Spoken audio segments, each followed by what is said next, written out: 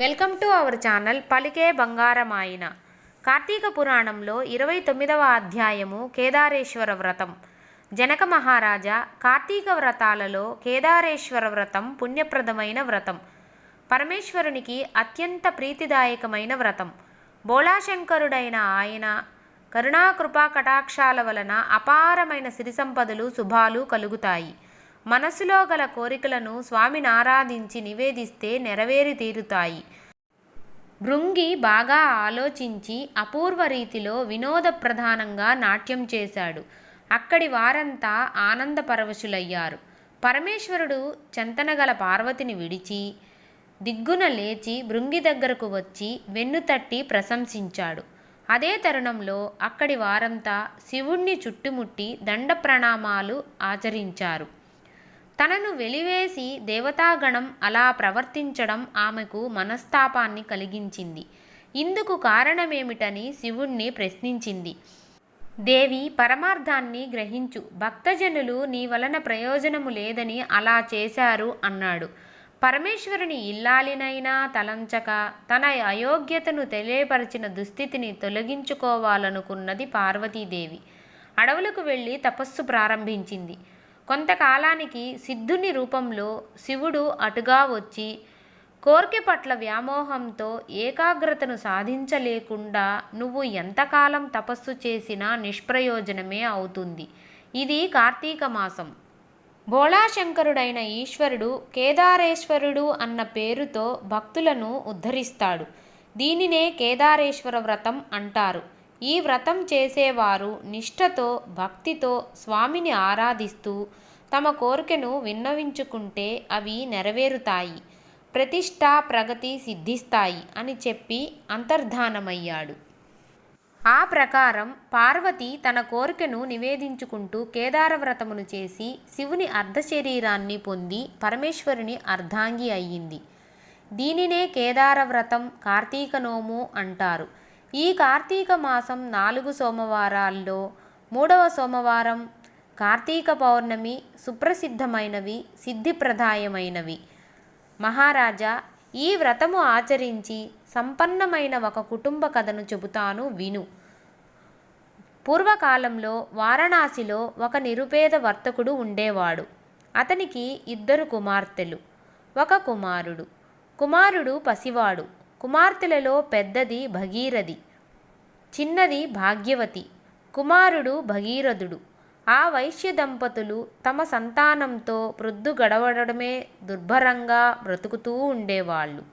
ఆడపిల్లలు 2 అడవికి వెళ్ళి కట్టెలు ఏరుకువచ్చి గ్రామంలో వాటిని అమ్మి తెచ్చిన సొమ్ముతో కుటుంబ జీవనం సాగిస్తూ ఉండేవారు. భగీరథి, భాగ్యవతి కట్టెలు ఏరుకోవడానికి అడవికి వెళ్ళి వస్తూ మార్గంలో ఒక మర్రి చెట్టు నీడలో జరుగుతున్న కేదారేశ్వర వ్రతాన్ని చూశారు. వ్రత విధానాన్ని అడిగి తెలుసుకున్నారు. భక్తి ప్రధానమని చెప్పగా విని అక్కడే ఒక చెట్టు నీడను కూర్చుని పూజ చేసి ఇంటికి చేరుకున్నారు. ఆనాడు వారి కట్టెలకు సొమ్ము అధికముగా వచ్చింది.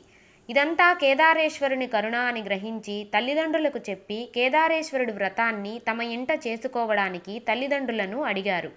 బిడ్డలారా, పూజాద్రవ్యాలకు ధూపదీప నైవేద్యాలకు ఖర్చు చేయగల స్తోమత మనకు లేదు. ఆ మహనీయుని కరుణ కలిగినప్పుడు చేసుకుందాము అన్నారు. అలా కాదు, భక్తి ప్రధానము అన్నారు. ఆ దేవుడు అనుగ్రహించిన ప్రకారం చేసుకుంటాము అన్నారు. సరే అన్నారు తల్లిదండ్రులు. ఆ రోజు ఉదయమే గంగానదికి వెళ్ళి స్థిరస్నానం చేశారు.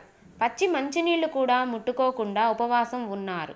స్వామికి నమస్కరించుకుని అడవికి పుల్లలు ఏరుకోవడానికి వెళ్ళారు. వస్తూ దారిలో మర్రి చెట్టు ఆకులు, మర్రి పళ్ళు, మర్రి ఊడలు కోసి తెచ్చుకున్నారు. సాయంత్రం ఇంటి ముంగిట ముగ్గులు వేశారు. పూజావేదికను అమర్చుకున్నారు. ఈశ్వరుడి చిత్రపటాన్ని పెట్టుకున్నారు. గణపతికి నమస్కరించుకొని పరమేశ్వరుడిని పూజించారు. స్వామి, మేము నిరుపేదలం. ఈ మర్రి ఆకులే తమలపాకులు అనుకో, ఈ మర్రికాయలే పోకచెక్కలు అనుకో, ఈ మర్రి పళ్ళే బూరెలు అనుకో, ఈ మర్రి ఊడలే తోరాలు అనుకో అని స్వామివారికి నివేదించి పూజ ముగించుకొని తీర్థం తీసుకున్నారు. చంద్రుని దర్శనం చేసుకొని చల్లగా చూడు తండ్రి అని మొక్కుకున్నారు.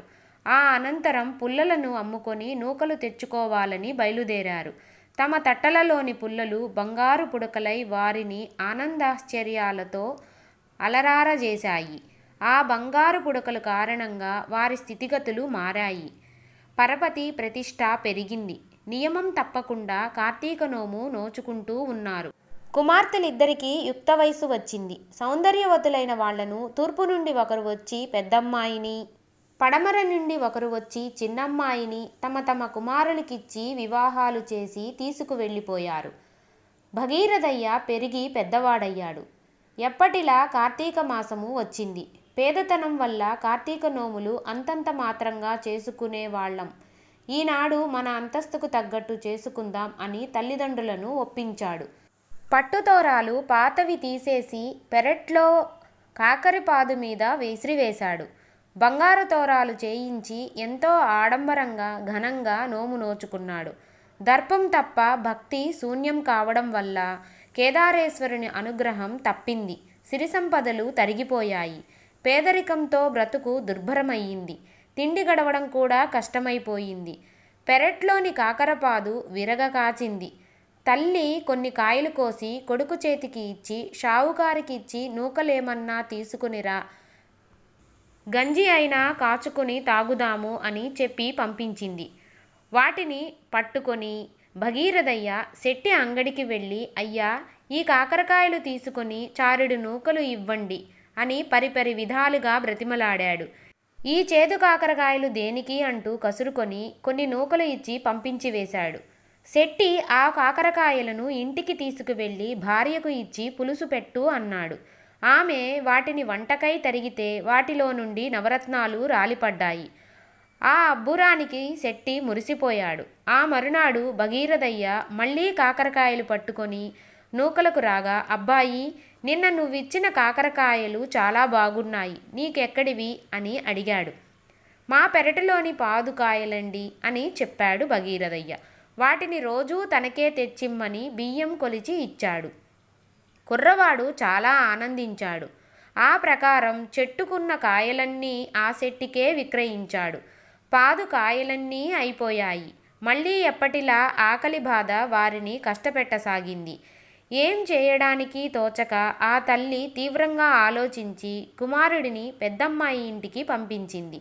తమ పరిస్థితులన్నీ చెప్పి ఏమన్నా సాయం అడిగి రమ్మన్నది. భగీరథయ్య కాలినడకన పెద్దక్కయ్య గారింటికి చేరుకున్నాడు. బికారిలా జీవిస్తున్న అతడిని నౌకర్లు లోపలకు వెళ్ళనివ్వలేదు.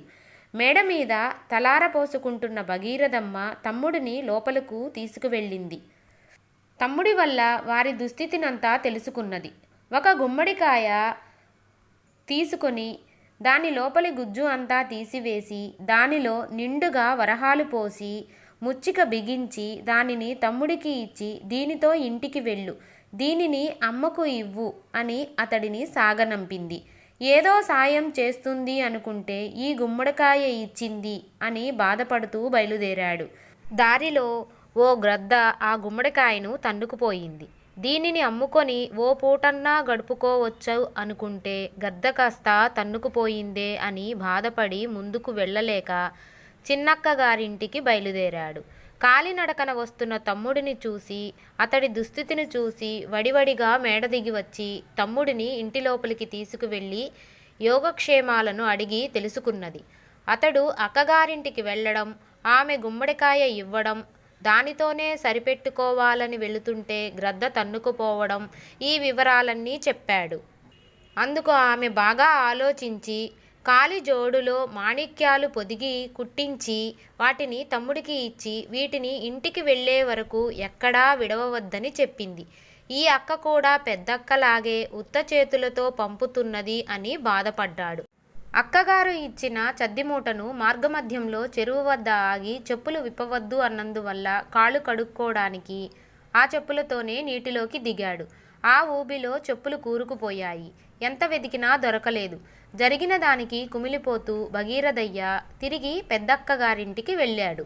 ఏమి తమ్ముడు, నేనిచ్చిన గుమ్మడికాయ అమ్మకి ఇచ్చావా అని అడిగింది. ఇచ్చాను, అమ్మ ఎంతో బాగా వండింది అన్నాడు. నన్ను బుకాయించకు, ఏం చేశావు, ఏది ఈ గుమ్మడికాయ ఏది అని నిలదీసింది. జరిగినదంతా చెప్పాడు. వీళ్ళకేలా ఈ దుస్థితి అని దుఃఖించింది. కార్తీక మాసం వచ్చింది. కార్తీక నోము సన్నాహం చేసుకుంటూ తమ్ముడిని కార్తీక నోములు ప్రతి ఏటా సక్రమంగా చేస్తున్నారా అని ప్రశ్నించింది. అక్క, స్వామివారి నోము చాలా ఘనంగా బంగారు తోరాలతో, వెండి తమలపాకులతో, ముత్యాల సున్నంతో, ఓహో చాలా వైభవంగా చేశాము అన్నాడు. ఆ తర్వాత ఏమి జరిగింది అని ప్రశ్నించింది. జరిగిందంతా చెప్పాడు. కేదారేశ్వరుని దయను కోల్పోవడం వల్లనే వీళ్ళకి ఈ దుస్థితి వచ్చింది అని గ్రహించింది. తమ్ముడి చేత కార్తీక పూజలు చేయించి తమ్ముడికి కొంత డబ్బు ఇచ్చి పంపించింది. తమ్ముడు ఆడంబరాలకు పోయి స్వామి కరుణకు దూరమయ్యారు. కుటుంబ సాంప్రదాయానుసారం ఈ వ్రతం చేయాలి, అమ్మకు చెప్పి నోములు చేయవలసిందిగా హెచ్చరించింది. ఆమె మాటల ప్రకారం తల్లిదండ్రులకు కార్తీక నోము గురించి చెప్పి తాము ఇదివరకు ఎలా చేసుకుండేవారో ఆ ప్రకారమే చేసుకున్నారు. కేదారేశ్వరుని కరుణ కృపా కటాక్షముల వలన వారికి సిరి సంపదలు కలిగాయి. జీవితం ప్రశాంతంగా గడిచింది. కార్తీక పురాణం 29వ రోజు పారాయణం కేదారేశ్వర వ్రతం అధ్యాయము సమాప్తమైనది.